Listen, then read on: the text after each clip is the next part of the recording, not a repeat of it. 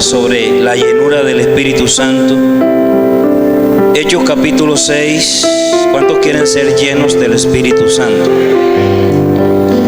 En aquellos días, como creciera el número de los discípulos, diga conmigo, la iglesia debe crecer continuamente.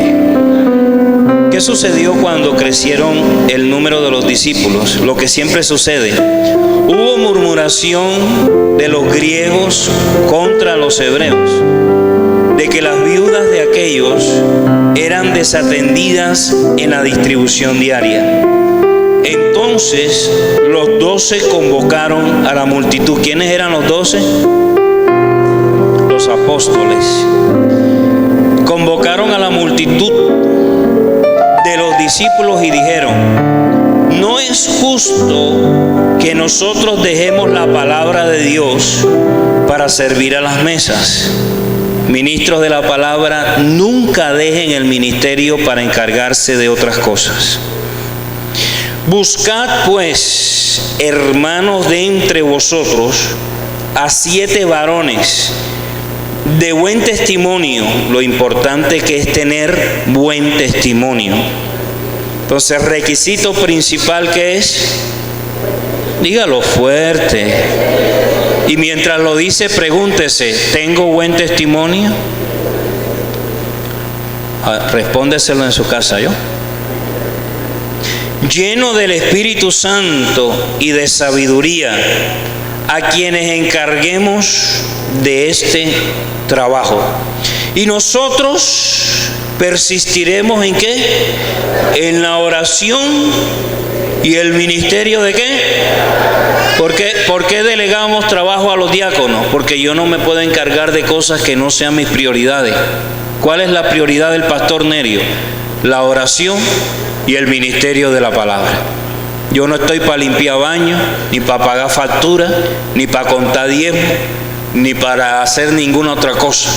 ¿Cuáles son las 2 prioridades de mi ministerio? La oración y la palabra. Lo demás lo delego. Lo demás lo delego. Cuando tú descubres las prioridades de tu profesión, de tu ministerio, del oficio que tú realizas, alcanzas la victoria. Seguimos. Agradó la propuesta a toda la multitud y eligieron a Esteban, varón lleno de fe y del Espíritu Santo, a Felipe, a Prócoro, a Nicanor, a Timón, a Parmenas y a Nicolás, prosélito de Antioquía, a los cuales presentaron ante los apóstoles, quienes orando les impusieron las manos. Y crecía, mire el resultado, y crecía la palabra del Señor, y el número de los discípulos se multiplicaba grandemente en Jerusalén. También muchos de los sacerdotes obedecían a la fe. Me llama poderosamente la atención que al elegir 7 varones de entre la congregación de la iglesia primitiva, 7 varones que iban a realizar un trabajo que lo consideramos muchas veces insignificante. Había una repartición de alimentos a las viudas, tanto gentiles como judías. Como creciera el número de los discípulos, llegó un momento en que los griegos sintieron que las viudas de ellos estaban siendo desatendidas. De alguna manera, los apóstoles y los cristianos judíos estaban repartiendo los alimentos y las viudas griegas estaban quedando sin el sustento diario. Número 1, la iglesia debe realizar obra social. Hay viudas que en verdad lo son y que necesitan ser ayudadas por la iglesia. Hay huérfanos que deben ser ayudados por la iglesia. Todo de acuerdo como la Escritura lo enseña.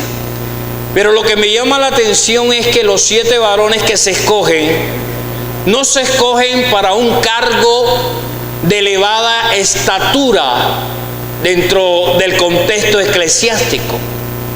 No estamos hablando de escoger apóstoles, evangelistas, profetas, maestros.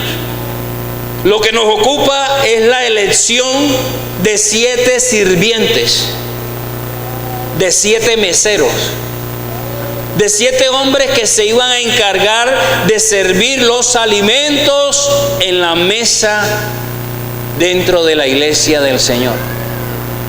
Sin embargo, la Biblia utiliza este acontecimiento para enseñarnos la importancia de ser llenos del Espíritu Santo. Porque yo saco como conclusión que si para escoger a una persona para servir a la mesa, para ser un mesero, un sirviente en la iglesia, el requisito principal es que esté lleno del Espíritu Santo, ¿qué se le puede pedir a los demás?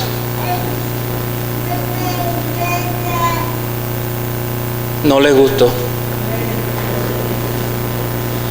Hoy en día, y espero que ustedes no cometan este error cuando dirijan, cuando presidan, cuando pastoreen, cuando conduzcan un ministerio. Hoy en día se escoge a la gente la mayoría de las veces por sus talentos, por sus dones. Hay ministros, escucha esto Alberto, es una cascarita de guineo, que tratan de congraciarse con el que más diezma,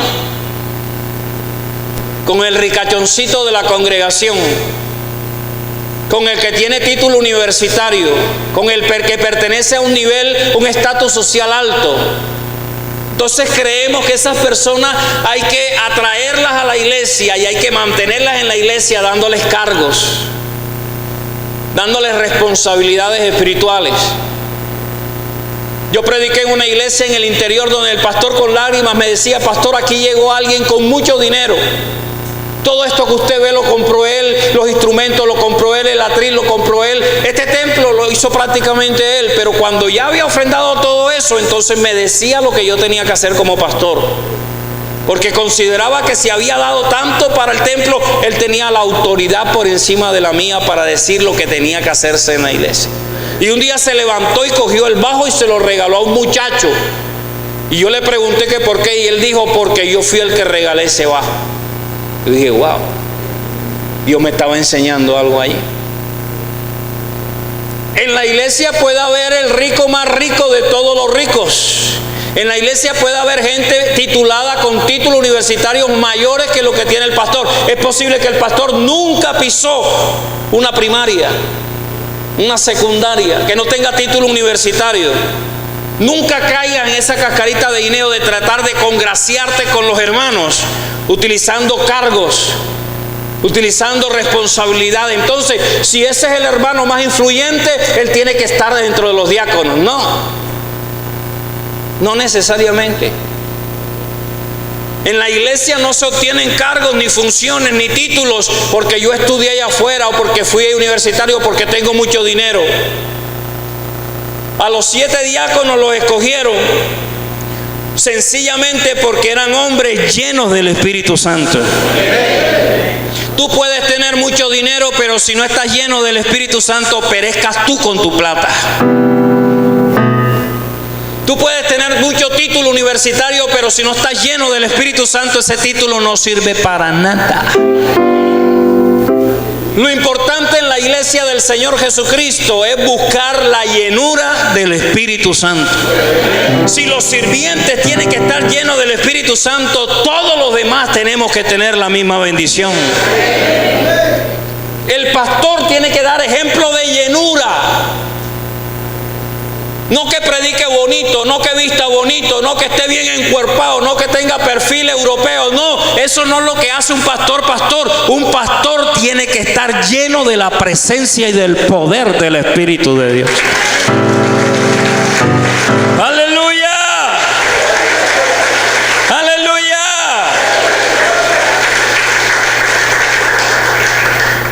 Si no hay llenura, no estás cumpliendo con ese requisito. Pastor, ¿y qué es ser lleno del Espíritu Santo? En Efesios 5:18, el apóstol Pablo dice: no se embriaguen con vino, en lo cual hay disolución. Antes bien, sean llenos del Espíritu Santo. No dije nada, pues.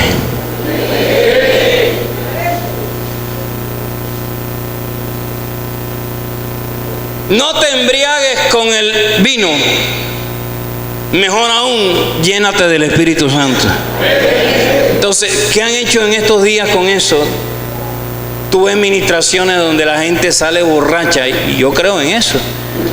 Yo no limito a Dios. Si Dios quiere hacer que una persona se emborrache, la emborracha con su presencia.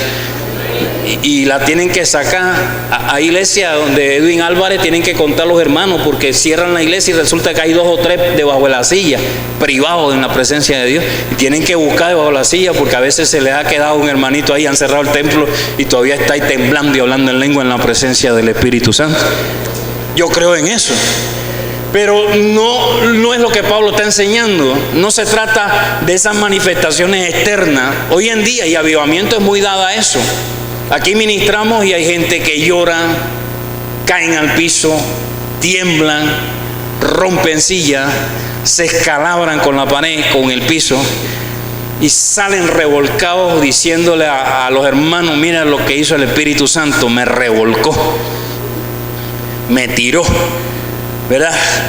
Pero cuando yo leo la Biblia, yo no encuentro eso en la Biblia. Cuando yo veo las reuniones de la Biblia, yo no encuentro eso. El énfasis de la iglesia primitiva no era revolcarse en el piso, no era caer. Cuando la Biblia habla de llenura del Espíritu Santo, no menciona eso. Y lo repito, no es que sea malo, esa es la manera como tú quieres recibir. Yo se lo he enseñado a ustedes. Una cosa es la unción y otra cosa es la reacción que tú tienes.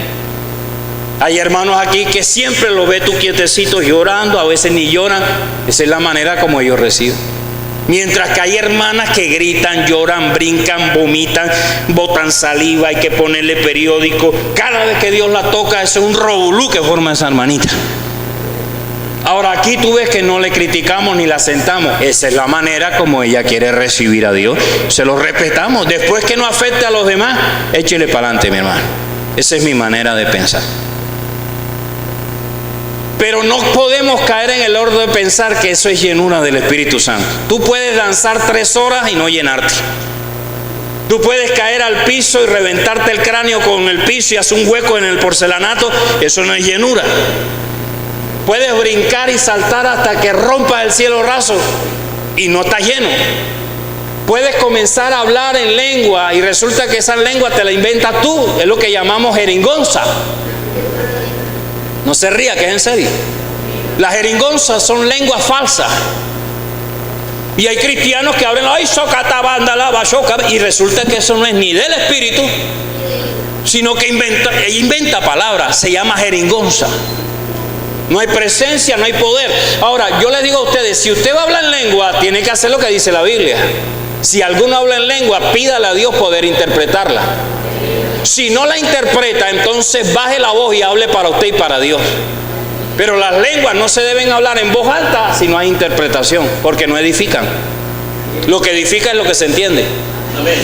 Si no tienes interpretación de lengua, entonces habla en lenguas calladito, bajito. Pero si vas a hablarla en voz alta, tiene que haber interpretación. Si te das cuenta, las cosas de Dios tienen normas, tienen leyes. Entonces, muchos cristianos dicen, estoy lleno del Espíritu Santo porque yo hablo en lenguas. Pero eso no es la llenura. La llenura casi siempre no tiene que ver con manifestaciones físicas. Hay congregaciones donde tú ves las hermanas que tienen los cabellos hasta aquí. Cuando el Espíritu supuestamente se mueve, esos cabellos parecen unos látigos. Yo lo he visto en video. Y ese es como ellos dicen que el Espíritu Santo los toca. No, esa es la manera como ellos reaccionan. El Espíritu Santo es ordenado. Lo que el Espíritu Santo hace es perfecto. Entonces, pastor, ¿qué es la llenura del Espíritu Santo? Por eso Pablo habló de embriaguez.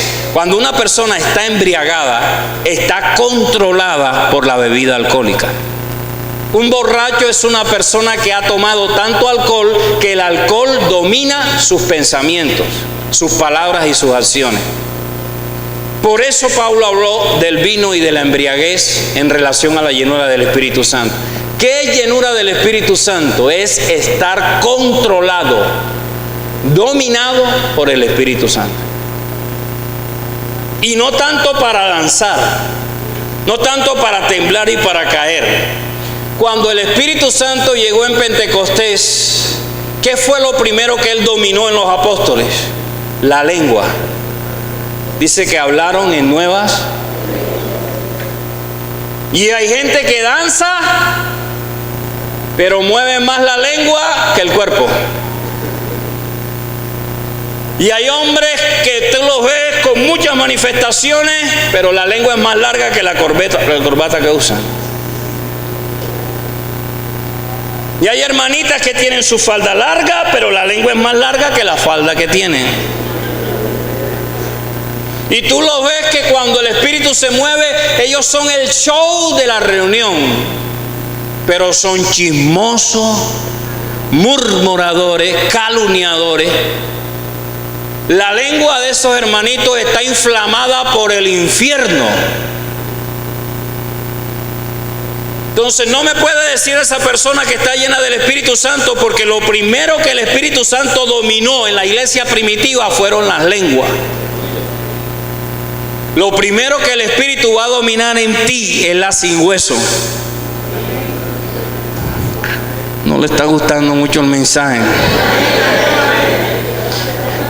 Un cristiano lleno del Espíritu Santo no es chismoso, no es murmurador, no es contencioso, no es peleonero con sus palabras, no alardea, no exagera con sus declaraciones. Un cristiano lleno del Espíritu Santo tiene una lengua santa. No me vengas a engañar con saltos, brincos, con danza. Pruébame que estás llena del Espíritu Santo ejerciendo dominio propio sobre tu lengua. No le gustó.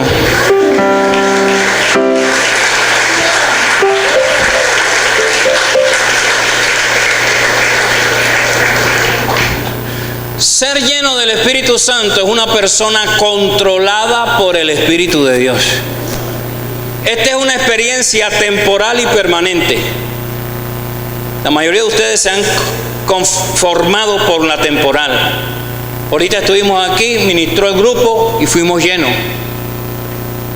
Sentimos las corrientes de agua viva, algunos por la espalda, otros por las manos. En el momento que el Espíritu Santo me llena, yo cambio. Se me llena el corazón de valentía. Comienzo a hablar de una manera diferente. Allá afuera soy torpe para hablar. Cuando el Espíritu Santo viene sobre mí, Él domina mi boca y puedo hablar por horas con palabras de sabiduría, con palabras de ciencia, con profecía. Cuando el Espíritu Santo llega sobre ti, Él domina tu ser. Los que ministran saben de esto. Ya cuando el Espíritu está sobre ti, que tú te bajas y vas a poner mano, ya no eres tú. Tú te conviertes en una persona superdotada, con habilidades sobrenaturales. ¿Por qué? Porque Él te está dominando en ese momento. Cuando dice que el Espíritu Santo llenó a Pedro, a Pablo, a Esteban, estaban llenos, significa que en ese momento Él tenía el control sobre la mente, la boca, las manos, los pies, todo el cuerpo, todo el ser de esos varones. Eso sí es llenura del Espíritu Santo. Y es una experiencia temporal, porque Él viene en cualquier momento. Dice, recibiréis poder cuando haya venido sobre vosotros. El Espíritu Santo viene sobre mí y recibo poder para hacer cosas. Y en el momento que la estoy haciendo, estoy controlado por el Espíritu Santo. De pronto te mueves hacia el centro y hablas a una persona y le das una palabra. El Señor te dice que en la tarde te van a llamar para darte un empleo. Tú no lo conoces, tú no sabes quién es, ni siquiera sabes si necesita un empleo. te arriesga, porque es posible que la persona tenga empleo y que no la llamen en la tarde, pero como estás dominado por el Espíritu Santo, ya no eres tú quien controla tus acciones, sino el Espíritu de Dios. Escúcheme para que no salga enseñando que en avivamiento somos emocionalistas. Yo he tenido experiencias poderosas con el Espíritu Santo, físicas, pero yo no cambio nunca el control del Espíritu Santo sobre mi ser por emociones. A mí no me interesa danzar, ni temblar, ni llorar. Eso no es lo que yo busco. Lo que continuamente yo busco es que el Espíritu Santo incline mi corazón a hacer la voluntad del Padre. Lo que a mí me interesa es que el Espíritu Santo sea mi guía, que enderece mis pasos, que me haga caminar por senda de justicia, por camino de rectitud. Eso sí es ser lleno del Espíritu Santo. Porque hay una evidencia de la llenura. Hay un resultado de la llenura. Hay un producto final de la llenura. ¿Cuál es? El fruto del Espíritu Santo. Cuando el Espíritu Santo me domina, no solo en una experiencia temporal, sino que termina la escuela dominical y yo quiero sentir allá afuera lo que estoy sintiendo aquí. Yo quiero ser dominado por el Espíritu Santo en mi empleo, en donde estudio, de la manera como el Espíritu Santo me domina en la reunión. Yo quiero alabar a Dios en el cuarto de mi casa con la misma gloria que baja cuando alabo a Dios en el templo.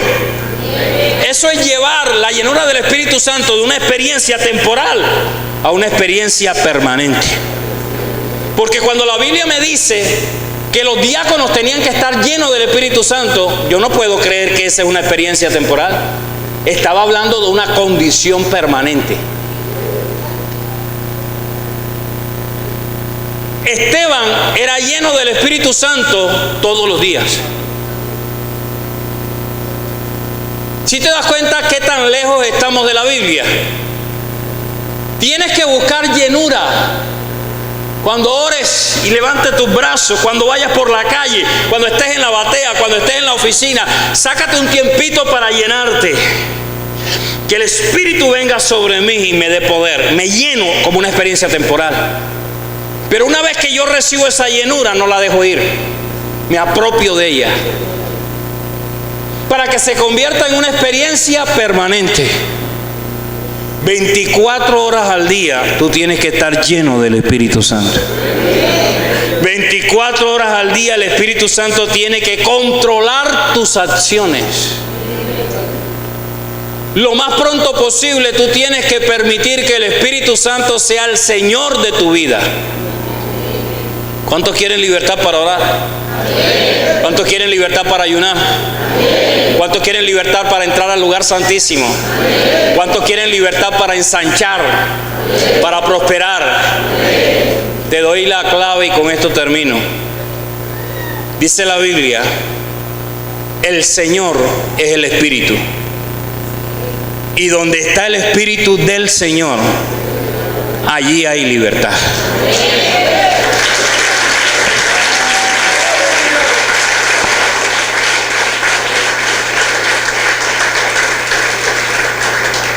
Aplaudieron, pero yo no quiero que se vayan sin entender lo que acabo de decir. Diga conmigo, el Señor es el Espíritu.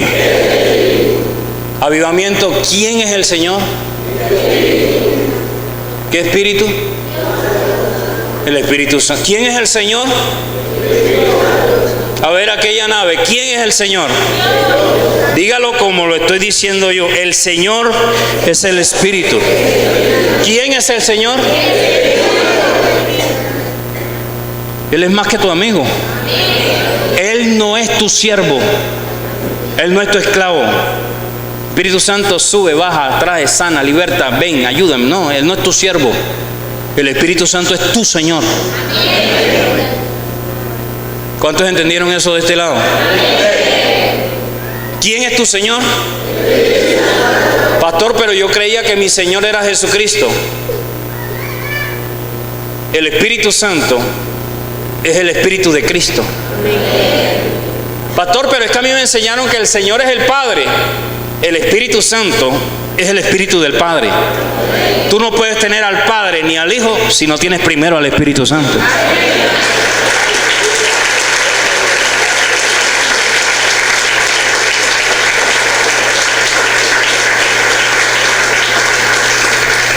Entonces escucha esto, tu Señor no está en el tercer cielo. Tu Señor no está a la derecha del Padre. Tu Señor vive dentro de ti. No por un segundo, no por 30, no por una hora. El Señor tuyo vive dentro de ti las 24 horas al día.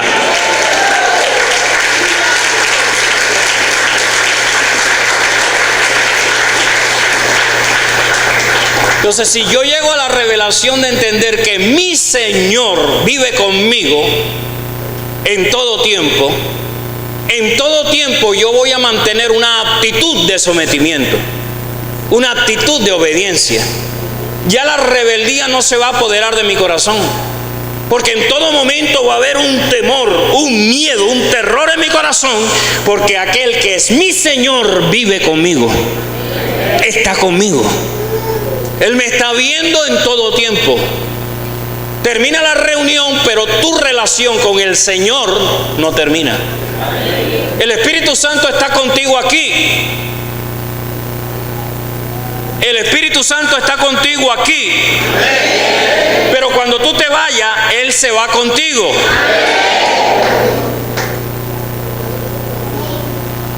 ¿Cómo así, pastor? Tu Señor es omnipresente. Él se queda con los hermanos y los que vamos a ministrar en la segunda escuela dominical, pero también se va contigo. Y cuando llegues a tu casa, ¿sabes quién te va a recibir allá? El Espíritu Santo. Y mañana cuando vayas al empleo, ¿sabes quién va contigo? El Espíritu Santo.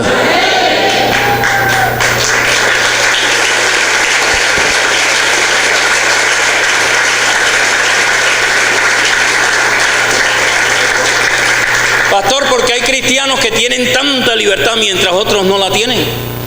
Hay cristianos que tú le ves una libertad para todo. Tienen libertad para progresar, tienen libertad para que todo les salga bien, tienen libertad para orar, tienen libertad para orar por los enfermos y que se sanen, tienen libertad para predicar bien, tienen libertad para lo que ellos quieren hacer, se sienten libres. ¿Por qué, pastor? Porque no es una experiencia para todos los cristianos.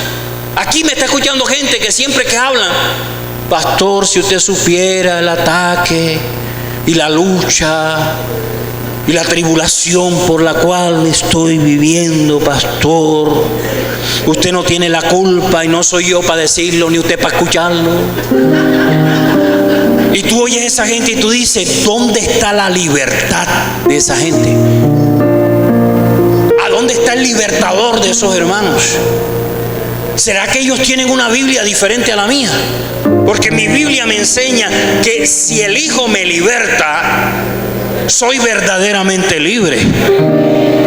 Mi Biblia me dice, conocerás la verdad y la verdad te hará libre. Un cristiano es una persona libre, sin cadenas, sin ataduras, sin ligaduras. ¿Por qué no tienen libertad? Sencillamente, se los dije ahorita, hay cristianos que no tienen libertad porque no aceptan el señorío del Espíritu Santo. Porque para ellos el Espíritu Santo es una experiencia, es un poder, es una nubecilla. Para ellos el Espíritu Santo es una fantasía religiosa. Por eso no tienen libertad. Porque no se someten a la guianza de su Señor. Cuando adoran, no adoran como deben hacerlo. ¿Por qué? Porque no lo ven como el Señor. Adorar es temer. ¿Sabías tú eso? Tú adoras lo que temes. Temor y adoración vienen de la misma palabra.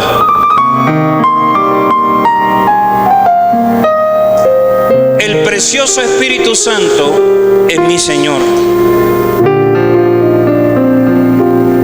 Y donde está el Espíritu del Señor, se experimenta libertad. ¿Por qué los demonios no pueden interferir con este mensaje? ¿Por qué los gnósticos y los brujos no pueden conmigo? se llama libertad. Dios te dice en esta mañana: habla y no calles, porque ninguno podrá poner la mano sobre ti para hacerte daño. Eso se llama libertad.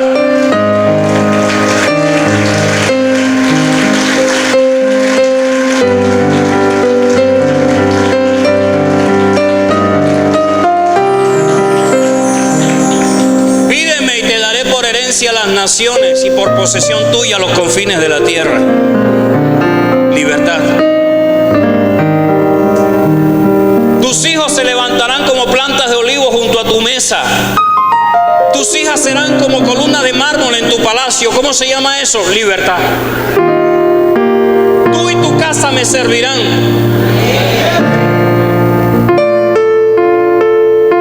Comerás hasta saciarte y vestirás espléndidamente. ¿Cómo se llama? Libertad financiera. Correrán y no se cansarán, caminarán y no se fatigarán. Libertad.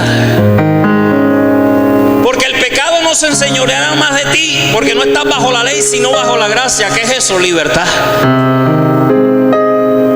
Ninguna condenación hay para los que están en Cristo Jesús. Libertad. Tú fuiste llamado para ser libre.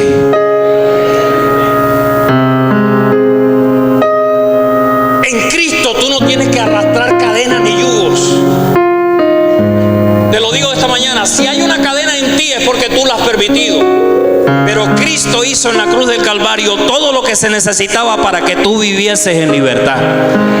Somos libres.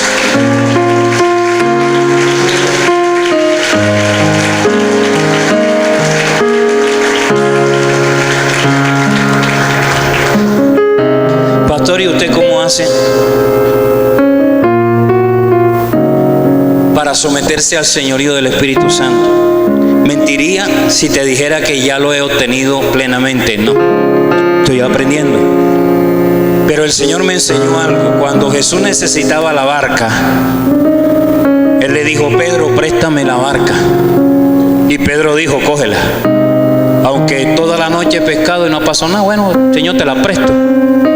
Estoy amargado, el negocio está quebrado, no pescamos nada, pero tú quieres la barca, cógela. Pregunta: ¿Jesús le pidió permiso a la barca? No. ¿Pedro le pidió permiso a la barca que había trabajado toda la madrugada? No. La barca estaba ahí, en el agua. Las olas la movían, amarrada a algo ahí. Ahí estaba. Cuando Jesús la necesitó, ni siquiera le pidió permiso a la barca. Él se montó en ella porque Él era el Señor de esa barca. Pastor, ¿cómo hace usted para ser guiado por el Espíritu Santo? Yo tomo la actitud de la barca. Yo tengo velocidades, tengo reversa y tengo neutro. Me esfuerzo diariamente para estar en neutro. Ni para adelante, ni para atrás. Estoy ahí, esperando. Yo quisiera que todos los días fueran escuela dominical. Mi día más precioso son los domingos. Pero tengo que esperar 6 días. Y durante esos 6 días, ¿qué hago? Espero. Estoy en neutro. Yo no decido echar para adelante, ni tampoco decido echar para atrás. Esas velocidades ya no son mías, esos cambios ya no son míos. Ahora mismo la única condición y estado de mi alma es neutro. Ni para adelante, ni para atrás. Y en el momento que al Dios del cielo le place, viene sobre mí y controla mis acciones. Me usa para aconsejar a alguien, para darle una directiva a alguien, para hacer algo por alguien. Y luego que termina, vuelvo a mi lugar y me quedo neutro. No decido, no sueño, ya no pienso, estoy neutro, esperando que nuevamente el Espíritu venga sobre mí. Esa es mi vida con el Espíritu Santo. Cuando Él no está sobre mí, trato de mantenerme quietecito, porque si no lo que va a operar es la carne. Me vengo para el templo, me escondo en la oficina, me escondo por aquí. Hasta las 12 del día me quedo aquí quietecito. Digo, ¿por qué? Porque como sé que Él no está sobre mí, lo que haga, lo que diga, lo que piense es carne. Ese es mi tiempo de búsqueda, cuando sé que el Espíritu Santo no está sobre mí. Y de pronto me levanta, ¡fum!, y salgo a la calle y resulta que en ese momento iba pasando alguien que necesitaba un consejo. Y el Señor me movió, ¡fum!, caminé sin saberlo. Lo único que sabía era que no era yo el que me levantó de ahí. Voy caminando y siento que hay una fuerza superior a la mía que me lleva. Cuando llego allá resulta que hay una mujer que está pasando que tiene un cáncer en su seno y que estaba buscando a alguien que le aconsejara y que la ministrara. Eso es ser guiado por el Espíritu Santo. La primera experiencia la tuve en casa. Un misionero llegó, yo estaba en el cuarto y yo escuché que tocaron la puerta. Mónica, mi hermana, abrió la puerta. Yo estaba acá. Cuando de pronto me levanté, yo estaba hablando con el Espíritu Santo. Estaba lleno. Corrientes de agua viva, atmósfera de gloria, paz en el corazón, mente revelada. Cuando de pronto suena la puerta y yo me levanto, cojo la guitarra y camino hacia la puerta. No sabía lo que estaba haciendo. ¿Por qué cogí la guitarra? No lo sabía. Simplemente estaba caminando con la guitarra y cuando llego a la puerta extiendo la mano y le doy la guitarra al misionero. Y mi hermana Mónica me queda mirando y me dijo, ¿y cómo sabías que el hermano Luis venía por tu guitarra? No lo sabía. Yo no podía escuchar, ni siquiera él había dicho. Apenas estaba hablando con Mónica cuando yo llego con la guitarra, porque el hermano venía buscando la guitarra.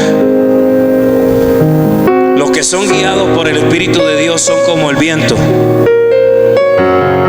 Escucha su sonido, pero no sabes ni de dónde viene ni para dónde va. Someterte a la señoría del Espíritu Santo te vuelve una persona impredecible.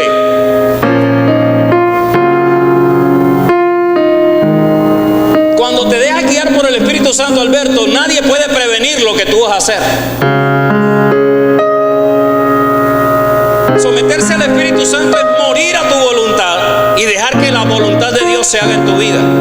Puedes preparar el mensaje 6 días y al subir por la escalinata el Espíritu Santo te dice, no es ese lo que vas a predicar lo que yo pongo en tu boca.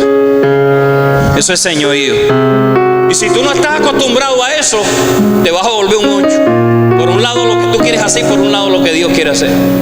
Tienes que aprender a rendirte al Espíritu Santo.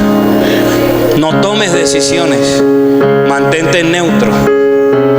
No te muevas si el Espíritu Santo no te mueve. Déjate guiar por Él y experimentarás libertad.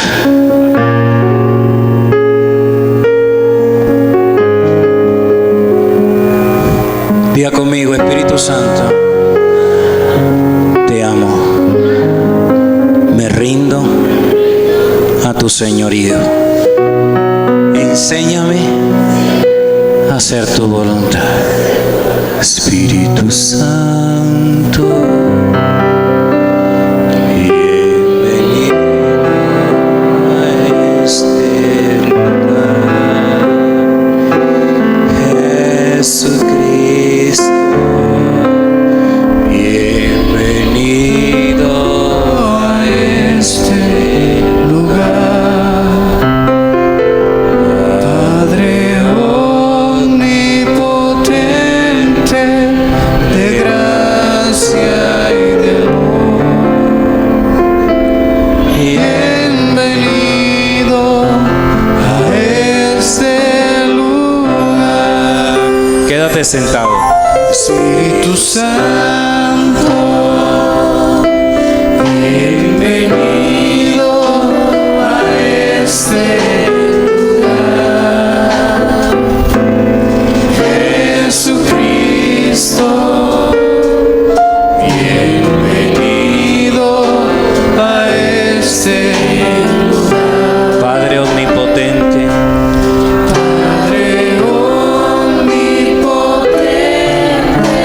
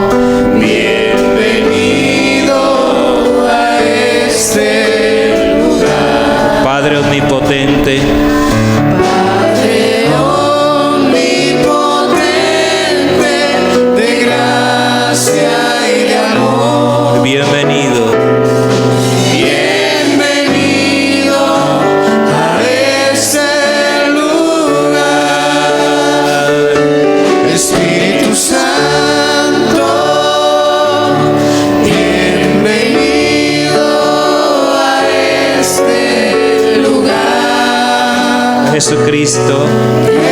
Jesucristo. Bienvenido.